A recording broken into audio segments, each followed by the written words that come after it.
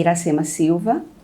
Eu sou advogada, atualmente coordeno em Salvador o Núcleo de Enfrentamento e Prevenção ao Feminicídio, que é da Secretaria de Política para as Mulheres, Infância e Juventude da Prefeitura de Salvador.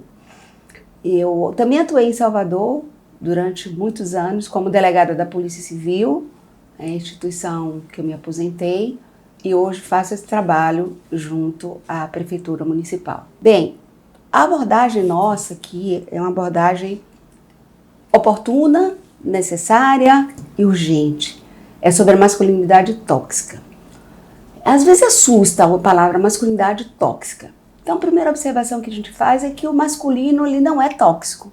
Masculinidade tóxica são alguns comportamentos, algumas atitudes, alguns padrões de comportamentos na construção masculina, hoje já desnecessária, mas que a cultura, ou que melhor, que a sociedade muitas vezes, por anos e anos e anos, a sociedade validou, a sociedade aplaudiu, e isso acabou se tornando quase que uma marca em alguns movimentos masculinos, em algumas atitudes do masculino. Todos nós conhecemos aquela expressão, isso é coisa de homem, é porque ele é homem. Só que essas expressões, no momento atual, já não cabem, e algumas atitudes no momento atual, além de inadequadas, elas já se aproximam de comportamentos que são considerados, por lei, como violência contra a mulher. Há uma necessidade dos homens se permitirem discutir sobre isso. Há uma necessidade real desse tema ser objeto não só de conversas ou de estudos ou de discussões que envolvem as mulheres ou uma preocupação do mundo feminino. Os homens precisam entender que eles não têm necessidade de manter tantas camadas, de uma masculinidade que por vezes tem levado eles também a sofrimento, tem levado eles a assumir determinadas posturas que no fundo agride a sua própria essência humana.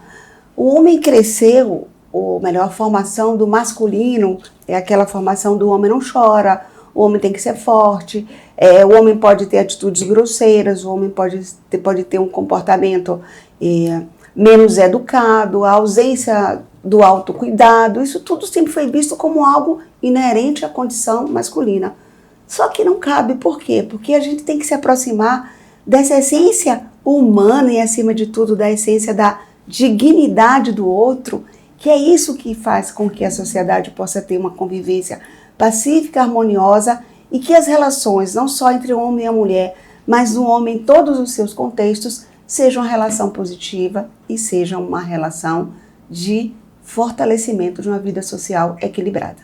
O papel do homem na construção da masculinidade tóxica é imprescindível. É exatamente o homem que precisa fazer essa releitura do seu próprio comportamento.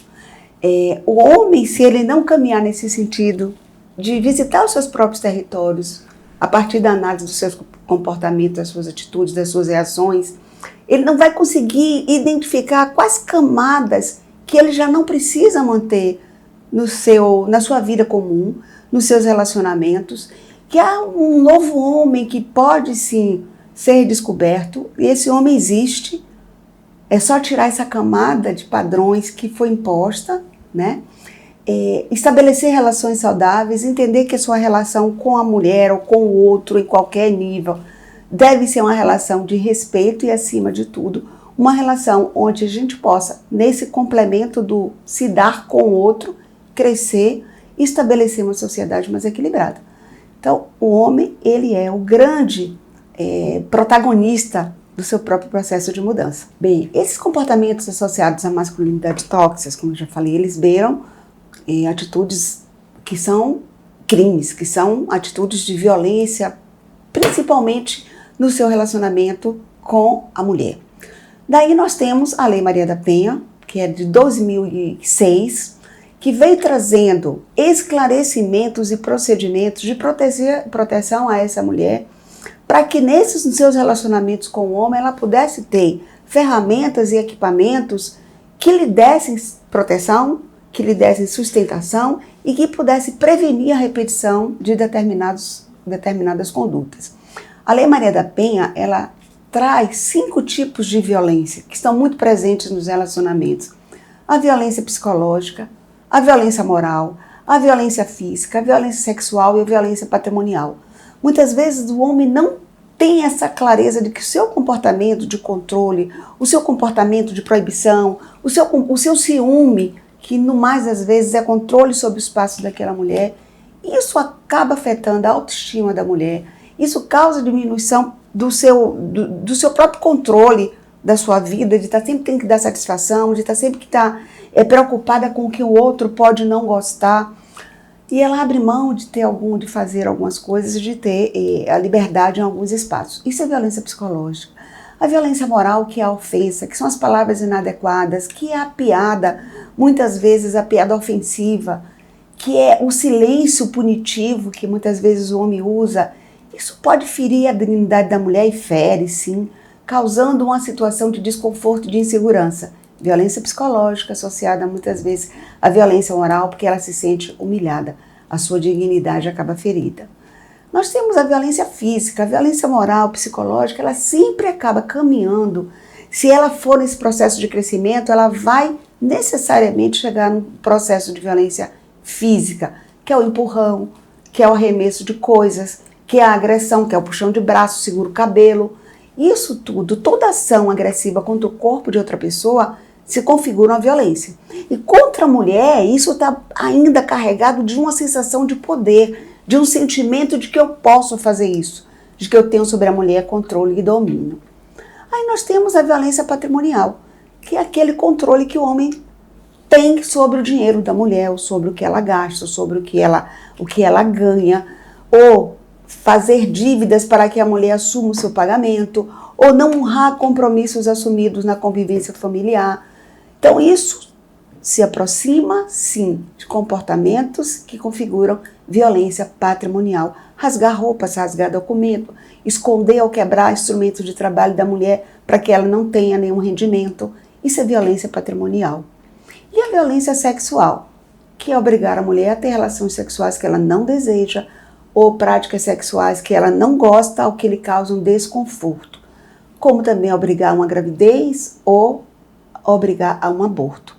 Esses comportamentos são crimes. E por fim, nós temos o último grau da violência, que eu costumo dizer que é o último nível da covardia, que é o feminicídio. A Lei Maria da Penha, além de trazer esses esclarecimentos, além de destrinchar, digamos assim, no que se configura cada uma dessas violências, ela traz procedimentos.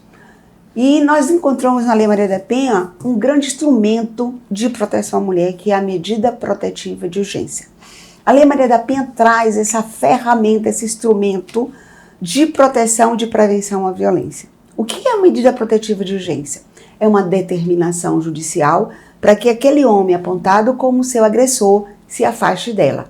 E a lei prevê distanciamento, o distanciamento mínimo, a justiça estabelece entre 200, 300, 500 metros, a proibição de contato por qualquer meio de comunicação, telefone, WhatsApp, Instagram, com a vítima, seus familiares e as testemunhas do fato, porque as testemunhas podem se sentir intimidadas e dificultar aí que a justiça, na apuração do fato, que a delegacia na apuração do fato possa ter depoimentos isentos de qualquer vamos dizer assim, qualquer atividade ou qualquer sensação de medo ou qualquer situação que dificulte esclarecer o que aconteceu. Então, a vítima, os seus familiares e as testemunhas são protegidas na medida protetiva. Né? O afastamento do lar, quando aquele casal ainda tinha uma convivência, o afastamento do lar.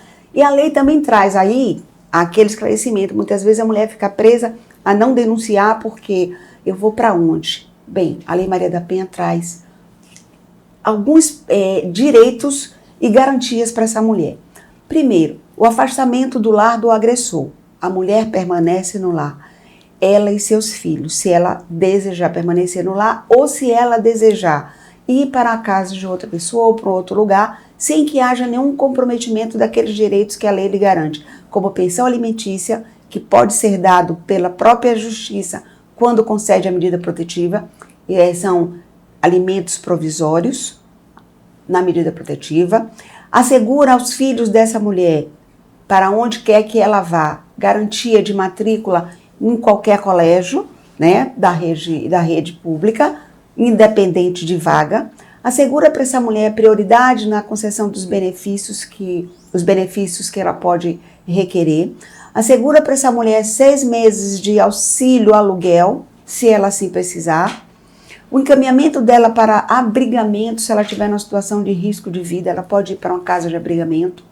Assegura para essa mulher, sendo ela servidora pública, prioridade na remoção do seu local de trabalho. Assegura para essa mulher, se ela não for uma servidora pública, mas tiver vínculo trabalhista, que por até 6 meses ela vai ter esse vínculo mantido e nesse período ela fica recebendo do INSS como licença médica. Isso quando a violência compromete a sua saúde emocional, a sua saúde mental, a sua saúde física. Assegura prioridade para a mulher nas cirurgias plásticas reparadoras pelo SUS, se ela tiver lesões decorrentes daquela agressão e que precise fazer cirurgia reparadora.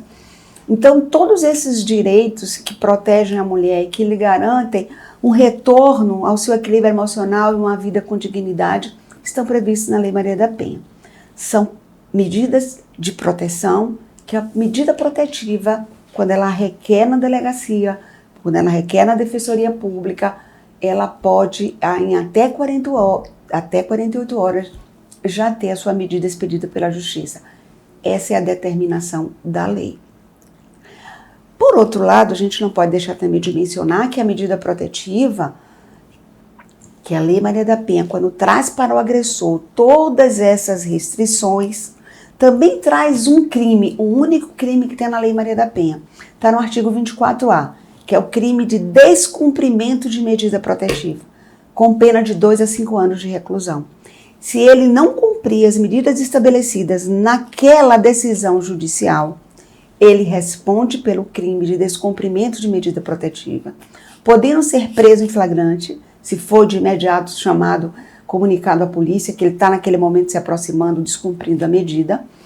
Ele vai para a audiência de custódia e então a Justiça determina se converte aquela prisão numa prisão preventiva, dependendo do contexto, ou se ele será monitorado eletronicamente, que é a tornozeleira eletrônica, que hoje a lei já prevê como uma forma de monitorar aquele agressor que desrespeitou uma decisão judicial de afastamento. Ao mesmo tempo, a lei também entende que este homem precisa passar por um processo de reeducação. Aí a gente volta para a questão da masculinidade tóxica. Aquele comportamento dele está muitas vezes arraigado naquele conhecimento equivocado ou aquela construção cultural equivocada de que algumas coisas ele poderia fazer porque é minha mulher ou porque é alguém com quem eu tenho um relacionamento íntimo de afeto.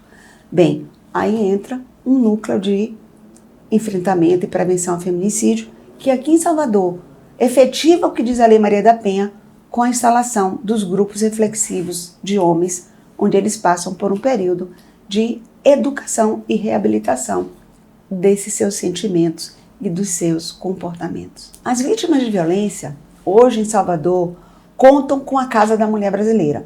Como é que funciona essa Casa da Mulher Brasileira?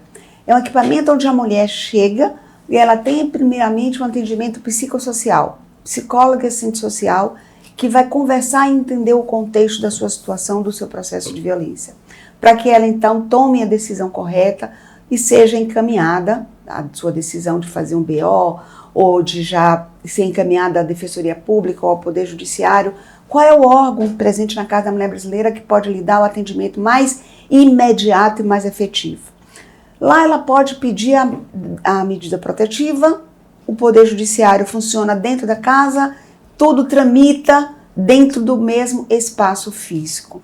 Essa Casa da Mulher Brasileira é um projeto, do governo federal, conveniado com o Estado e município, para que essa mulher tenha um lugar único com todos os órgãos para evitar o seu deslocamento ou a distanciamento que a faça desistir da decisão que ela tomou.